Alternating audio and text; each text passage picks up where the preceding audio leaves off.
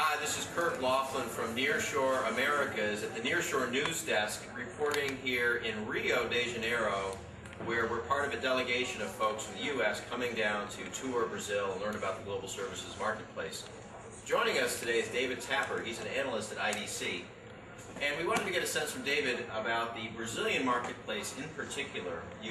David, you've got the multinational players, you've got the entrants from India coming into the marketplace, and obviously you've got a large quantity of mid-tier, larger Brazil-based providers. Who is going to prevail, and what's the nature of the competitive environment here? I think to the issue of who's going to prevail, you probably can split that into two at least. Number one is you have prevailing in the local market and prevailing as a market to export out. The players who are using both of those markets tend to be both the global players, obviously, the IBMs and the Accentures of the world, which get named all over the place, but yes, they are the two big ones. You've got, actually TCS is really getting in this market. So you've got an Indian player, think about it, who's now in Brazil's backyard. And then of course you have the CPM Braxis, the Stefaninis. And the reason I broke it out is because from an export point of view, you have those global players and even the Indian players who are probably using it more effectively from an export point of view. From a regional point of view, IBM is still the big girl on the block. I think that's always a given. But you have some strong players who do have, I would say, call it niche, call it more segments of the market that do very well. They're just not at the scale yet of the global players. And of course they're not the scale of TCS, though TCS still has very little of the local market. So it is a mixed bag of players.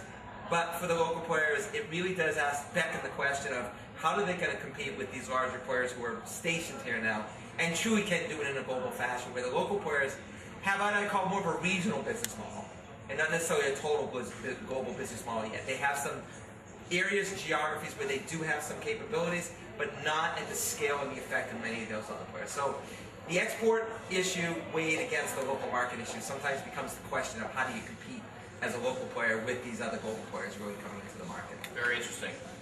What about the issue of consolidation? Do you see in a year or two fewer players, and will there be the bigger guys buying up the local providers?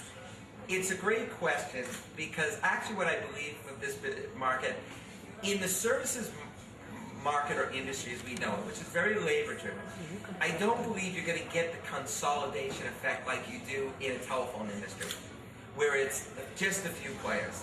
It's a model which is still very customized. So there's no one player that can come along and standardize something and then scale it like Walmart will scale something.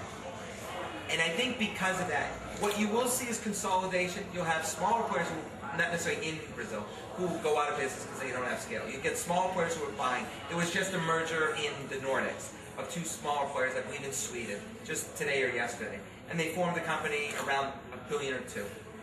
But I don't think you're going to have the effect of a consolidator who goes around and buys up all these little companies. Because the truth is, they don't necessarily need the skills. They may need the people, but yet again, if you've got people around the world and you can scale somewhere else, why would you buy or consolidate locally? So I don't think the consolidation really is the issue for this type of business model. I think when you move to newer business model like cloud, which is more of a service provider utility, you are going to get into a consolidated model, but not this, and I just don't foresee that, the necessity of it. Speaking of foreseeing things, we've had folks in Mexico talk about becoming number 2 globally behind India as an outsourcing destination, and then you've got folks in Brazil now also targeting the number 2 ranking. How realistic is this, David? Well, I guess being number 1, 2, 3 or anything is a relative thing, as Jack Welch once said. You can be number 1 or 2 depending on how you define your market. So I think the issue of being number 2, call it, if you want to call it be Avis and work harder, I think the issue will be more of not by scale. To be a number 2 player, I mean, you have to scale fairly large. I think the issue will be a lot more about can you differentiate yourself, and I've been using an analogy when I came to Brazil this time, of Walmart versus Target. You know, Walmart's the girl on the block. It's about $410 billion, I believe. And Target, I think, is around 60 or 80 billion, but they're about a fifth the size. And yet they both pretty much do the same thing. It's the idea of low cost, but Target doesn't pitch themselves that way. And they pitch themselves in that way that they're the darling of Wall Street. and their stock has gone a lot better than Walmart stock. And that, I think, is the issue of what is number two then. If number one is going to be number one in the Walmart, the number two has to say what I have to do is something different. Not necessarily in the scale aspect, but in the image, the brand, the capabilities. In order to get to number two, or even to continue to grow this market, I think there's wide agreement, especially among those providers in CALA as well as worldwide, that Latin America may not be known as very aggressive in going after business the way, frankly, the Asian countries have. What do you see needs to change in the process of capturing interest in marketing these countries? I'll tell you, I think the big thing is the investments in marketing, the investments in the go-to-market strategy around the types of people you want to lead into the market. You want to bring in a consultative, and it's not the consulting. You want to bring people who really want to push solutions into the market. And I also think strategic investments locally in the markets of the U.S. and Europe. I think this is, we're already seeing it. Some of the Indian players are already setting up centers. TCS has an ITAR compliance center in Detroit. Atlanta is where Wipro's setting up. They're building data centers in the U.S. That's aggressive.